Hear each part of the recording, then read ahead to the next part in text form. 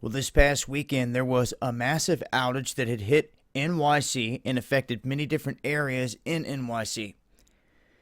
This lasted for a short time, but it did not take long for them to say they were calling in the National Guard, of which ended up not showing up.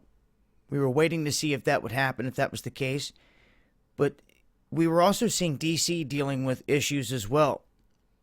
DC had an outage where the main companies there are saying that they believe it was equipment failure, just like they were trying to say what went down in NYC. They're saying that the substation near 65th Street had a failure and that I guess the machinery did not work the way it was supposed to.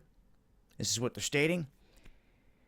Outside of that, there are warnings now for NYC, DC, and also Chicago, as they're saying that this could affect Chicago the same way that it's affected DC and NYC.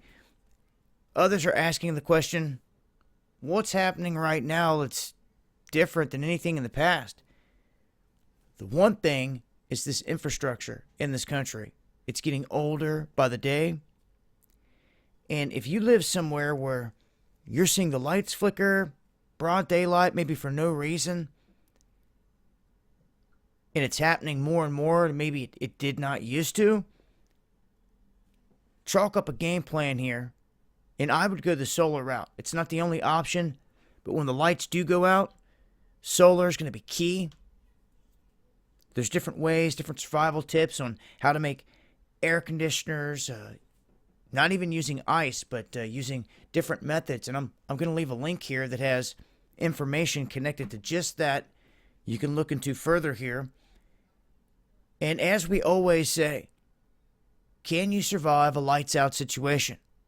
Because the grid could be affected from anything from a cyber attack, EMP, CME, many different things. And these days, just the heat or poor infrastructure could be adding to that problem. So to have a plan in terms of surviving a lights out situation is key. Make sure to join us over on D Live for exclusive live streams where we go into great detail talking about survival tactics and getting into the nitty-gritty of a lot of these stories that we really can't discuss on other platforms because of the censorship. This has been Dabu7. Peace.